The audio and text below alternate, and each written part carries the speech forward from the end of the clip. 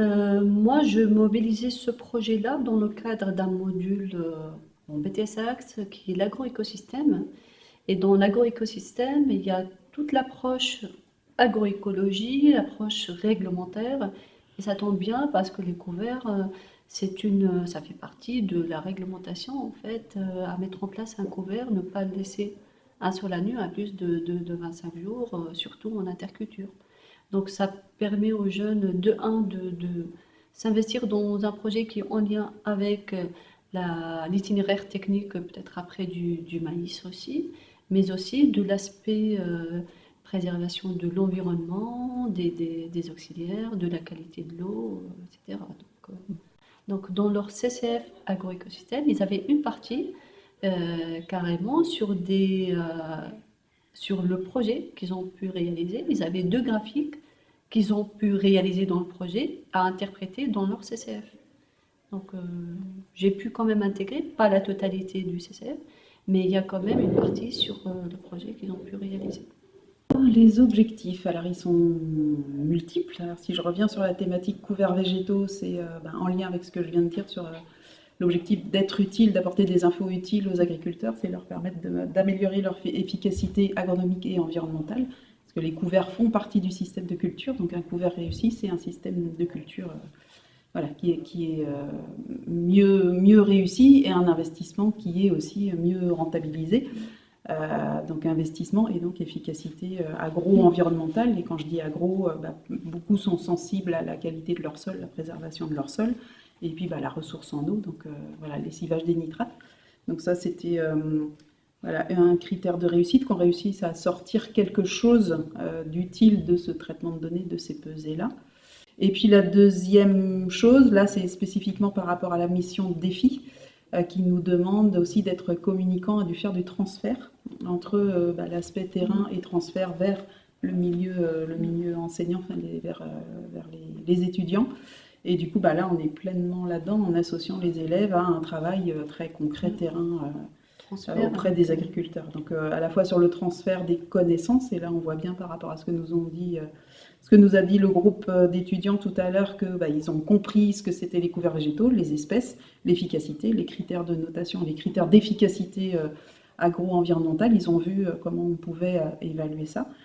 Et ils ont compris l'aspect du lessivage de nitrates. Donc voilà, là je trouve qu'on a fait le job d'expliquer ça. Ils l'ont bien intégré, donc ça c'est sympa. Et puis de faire du lien entre, on nous demande de communiquer aussi sur la démarche défi. Donc on est aussi là de les amener à travailler avec un groupe d'agriculteurs engagés dans la recherche de solutions à l'échelle du système de culture. Donc, voilà. C'est un transfert de savoir, comme tu précisais, mais aussi de savoir-faire. Il y a un étudiant tout à l'heure qui a dit « Moi, si un jour je voudrais faire une mesure de biomasse de couvert, là je sais comment faire, donc je peux être amené à mesurer en fait l'azote qui est restitué tout seul sur ma parcelle. » Et ça, c'est vrai que moi, c'est ce que je trouve sympa dans mon métier, c'est de faire du lien entre mon métier de conseillère terrain avec les agriculteurs et le lien entre les élèves d'une classe qui ne savent pas toujours pourquoi ils sont là et pourquoi on leur dit d'apprendre le cycle du maïs, parce que ça sert pas. Si, ça sert à ça. Et du coup, je trouve ça, c'est génial.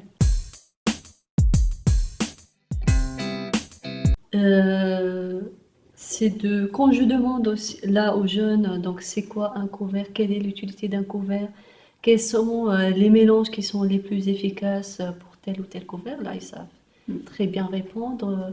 Pareil aussi, ce que c'est qu'une biomasse verte, une biomasse sèche, azote piégé, restitué, ça ils savent très bien répondre. De quoi je suis fière?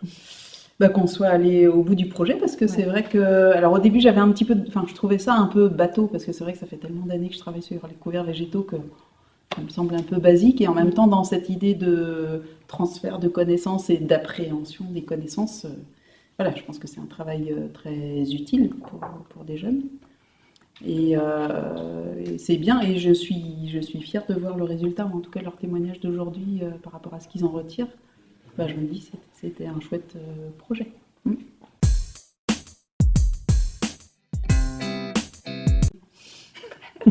Bah, Je passe la parole. là, j'ai ramé, j'ai ramé.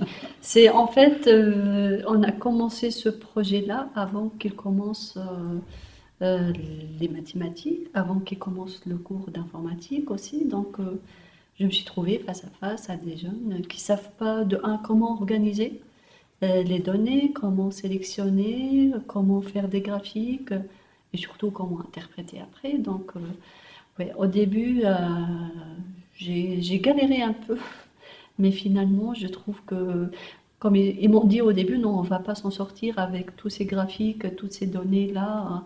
Mais finalement, je suis très fière en fait des résultats. Et je leur ai dit, je suis là pour vous accompagner, donc on va le faire ensemble.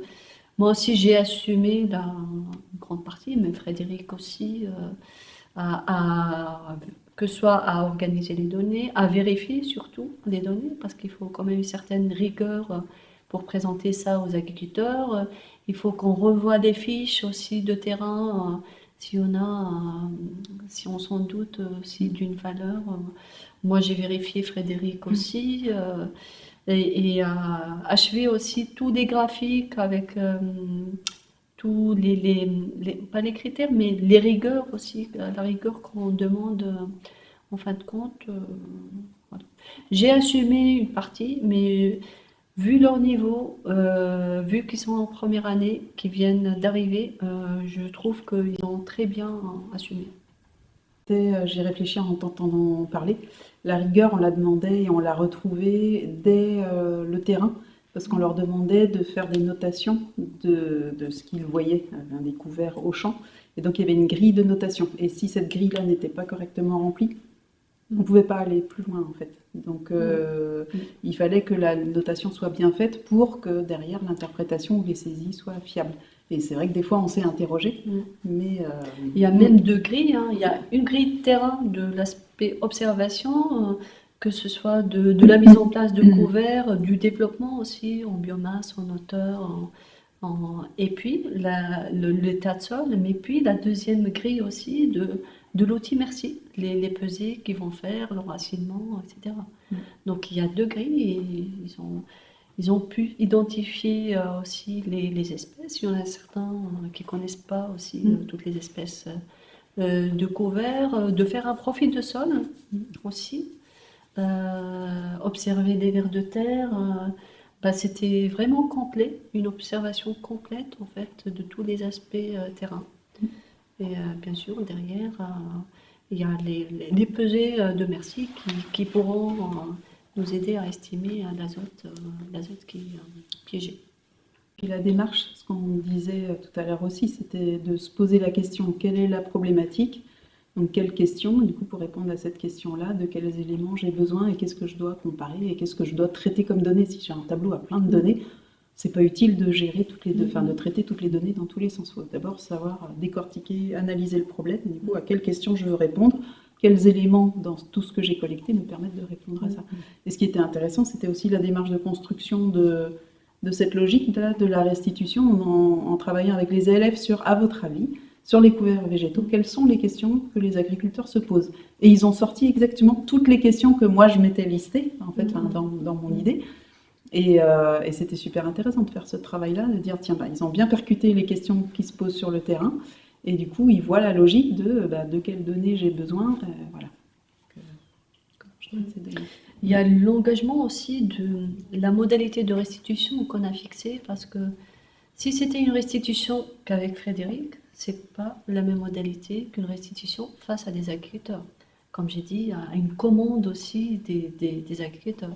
C'est pour ça qu'on demande la rigueur et l'engagement, mon engagement, l'engagement des jeunes aussi, et de Frédéric aussi, vis-à-vis des agriculteurs.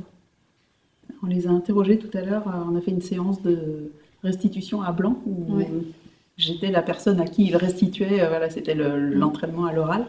Et donc la question qu'on leur posait, c'est est-ce que c'était intéressant de faire cette modalité-là, ou est-ce que directement, enfin, c'était une perte de temps et c'était pas utile de le faire. Et en fait, ils ont bien apprécié. C'est vrai qu'on n'a pas toujours ces retours-là à chaud, mais là, le fait de l'avoir 2 mois après, c'est 3 mois après, c'est intéressant parce que du coup, on s'aperçoit que ça fait partie du cheminement pédagogique, en fait, de s'approprier les données, même si ils ont l'impression d'y avoir travaillé 3 mois, sans savoir voilà, tout ce qu'ils trituraient comme données, et le fait de s'être retrouvé un petit peu à blanc, c'est-à-dire sans enjeu face à moi, de devoir expliquer le schéma qu'ils avaient collé sur un diaporama, et ben voilà, ça les a amenés à s'approprier en fait leur travail. À prendre du temps aussi, à analyser, à bien expliquer les graphiques, bien décortiquer les différentes parties, que ce soit du graphique et même de l'interprétation aussi, qui prennent le temps. C'était ouais, c'était bien.